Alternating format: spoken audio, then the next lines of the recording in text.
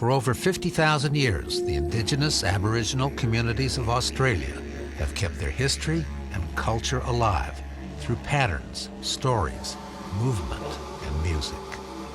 There are ways of noticing the most intimate changes of season, of variation of food source, of animal movement, of weather that seem to us to be mystical and seem to them to be common sense and clear tracks on the landscape in the world in which they live. They call themselves the real people, an emblem neither humble nor proud, but one that sets them apart from the British, who claimed the Australian continent as their own in 1788.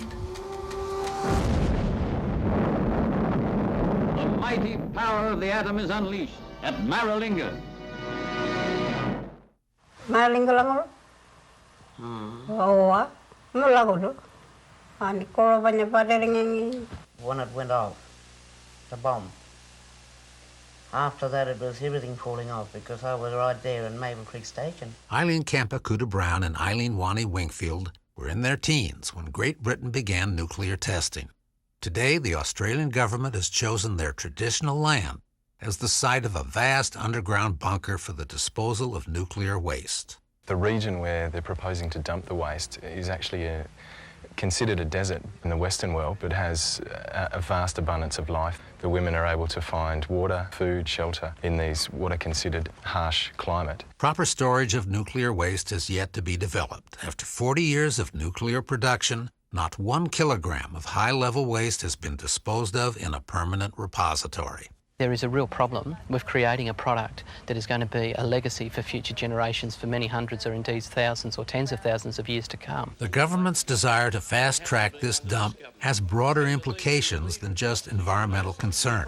It is a move to open the way for industry expansion that will create even more nuclear waste.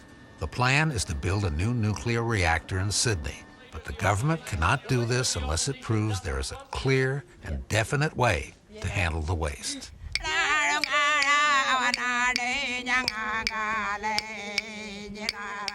We actually had the word for uranium before the word uranium was invented. It's called irrity, that means poison, and the law was leave it in the ground.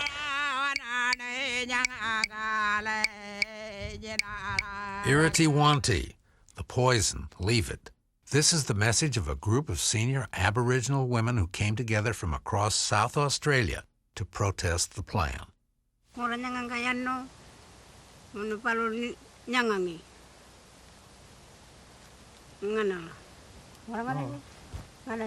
Sydney,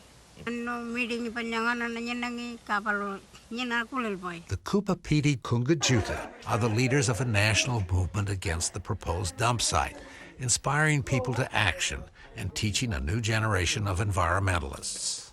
At irritiwanti.org, they're sending their message over the World Wide Web. For us to step into this new era and communicate so that we can talk global, we use the website and it's brought people into our neighbourhood. Others are beginning to follow their lead. Today, 95% of the people of South Australia say they don't want the waste dumped. Communities who line the 3,000-mile route from Sydney into the desert have protested the transportation of radioactive waste through their towns and have declared nuclear-free zones. We haven't got water from the pipe coming through.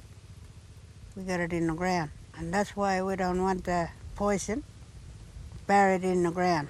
They've been demonstrating to our society the clear message that it's not acceptable in human rights or in cultural terms to be imposing a nuclear waste legacy on their living culture and against the wishes of their broad communities. Far from being daunted, they continue to make their stand against the growing nuclear waste industry.